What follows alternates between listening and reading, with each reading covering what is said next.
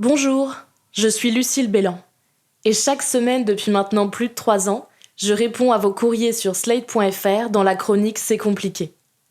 Ce courrier du cœur moderne, comme nous avons choisi de le définir, j'y ai mis beaucoup de moi, et vous l'avez enrichi de vos témoignages, de vos expériences, de vos sentiments et de vos doutes. Parce qu'il me semble que c'est parfois une manière plus simple pour se comprendre, et que je vous invite souvent à user de dialogue pour résoudre vos problèmes, c'est avec vos voix que je vous invite désormais à me raconter vos vies et les épreuves que vous traversez. Et de la mienne, je vous répondrai.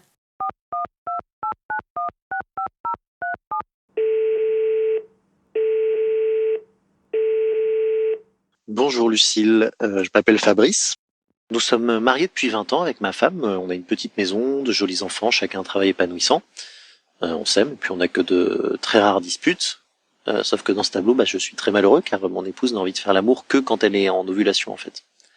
Ce jour-là, elle me dit tiens, ça fait longtemps, et hop, bourreau, fais ton office.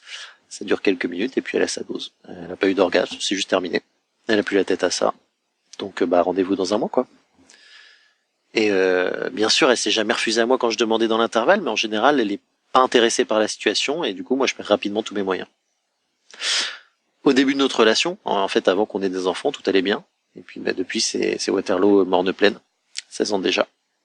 On a consulté une sexologue qui lui a conseillé de faire quelques exercices de temps à autre, mais en fait, c'est tellement pas sa priorité qu'elle ne fait rien. Je la blâme pas, mais je deviens fou de frustration. J'ai beau comprendre qu'on n'a pas tous le même rythme, rien n'y fait, je nourris une amertume et je deviens très con. Du genre à l'envoyer bouler justement le jour fatidique. Voilà. Si vous avez des idées autres que de passer par des professionnels ou d'aller voir ailleurs, je suis preneur.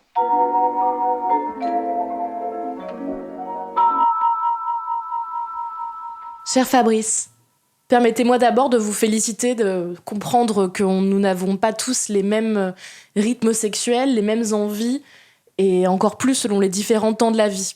Votre épouse a un rythme très particulier, qui est le sien, et je comprends que vous n'ayez pas beaucoup votre place là-dedans. Mais je ne peux pas être la personne qui vous conseille quelque chose qui ne soit pas de vous débrouiller tout seul. En fait, c'est mon seul conseil.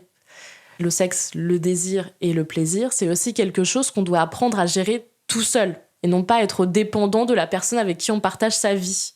Du coup, la colère que vous avez contre votre épouse, elle est effectivement pas justifiée, mais elle l'est encore moins quand on comprend que si vous avez besoin sexuellement d'avoir des rapports sexuels avec quelqu'un et que votre épouse n'est pas disponible, eh bien, vous devez vous débrouiller.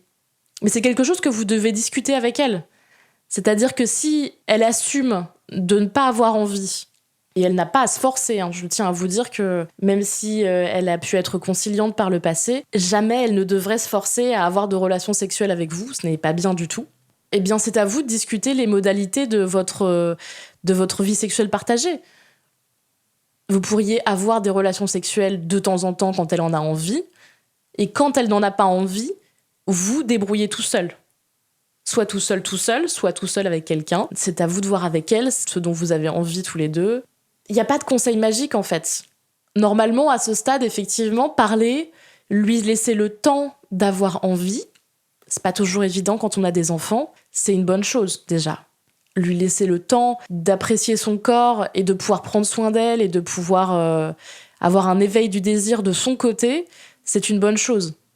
Mais si malgré ça, elle en a toujours pas envie, il n'y a pas de solution magique, en fait. On dit souvent que l'appétit vient en mangeant et ça peut marcher parfois par le sexe. Effectivement, faire quelques exercices, prendre le temps de se masturber, ça peut éveiller des envies. Mais en vrai, moi, je suis pas tellement pour que pour faire plaisir, pour vous faire plaisir, et parce qu'un médecin lui a conseillé, elle se bloque un quart d'heure, 20 minutes par jour pour se masturber et éventuellement avoir envie après de faire du sexe avec vous. Je pense que si on n'a pas envie de faire du sexe et qu'on le vit très bien comme ça, personnellement, je vois pas pourquoi on se forcerait. En fait, on est tous différents, et peut-être que votre épouse est concernée. Non, je n'ai pas de conseil magique à vous donner. Seulement d'en parler avec elle très sérieusement, puisque ça vous embête beaucoup, et d'essayer de trouver ensemble une solution en regardant un peu ce qui se passe autour, c'est-à-dire en envisageant vraiment toutes les solutions, parce que vous souffrez. Si vous souffriez pas et qu'elle souffrait pas, il n'y aurait aucune raison de se forcer pour entrer dans une norme. Et en l'occurrence, votre épouse, actuellement, suit juste ses propres envies. Et elle a tout à fait raison. Tu n'as pas de droit sur moi. Personne n'a aucun droit sur moi. Personne!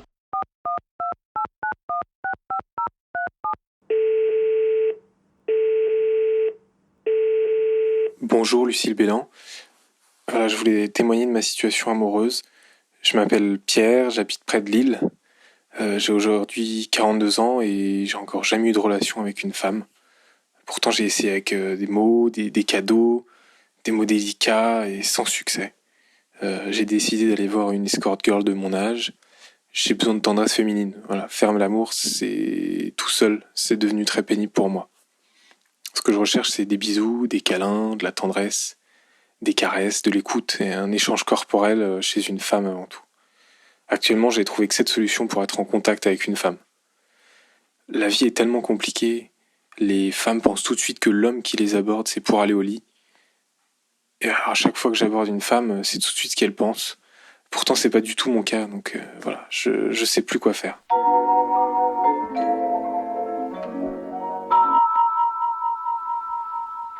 Cher Pierre, j'entends votre souffrance. Mais si l'échange est compliqué dans la vie, est-ce que vous avez essayé Internet ?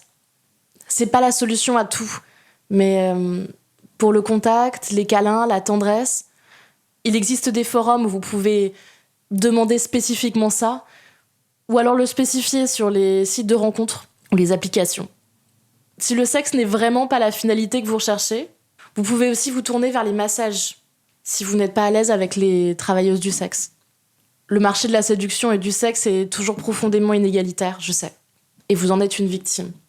Mais pitié, Pierre, ne devenez pas de ces hommes qui deviennent dangereux pour les femmes à cause de la colère et de la frustration.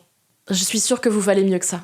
Restez vous-même, gardez espoir, et vous trouverez de la tendresse, j'en suis sûre. Si les femmes sont comme ça, sur la défensive, c'est parce que les hommes sont agressifs. On l'ont été pendant des années. Continuez à prouver que vous êtes quelqu'un de doux, et vous finirez par convaincre quelqu'un, j'en suis sûre. Bon courage.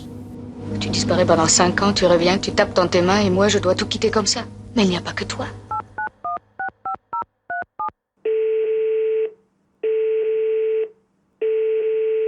Bonjour Lucille, je m'appelle Marie.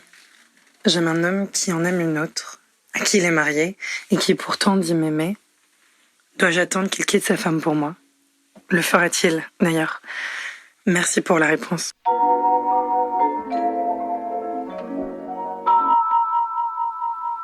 Chère Marie, attendre ne sera jamais ma réponse. Je vais dire un truc un peu développement personnel, mais n'attendez jamais que la vie vous tombe dessus.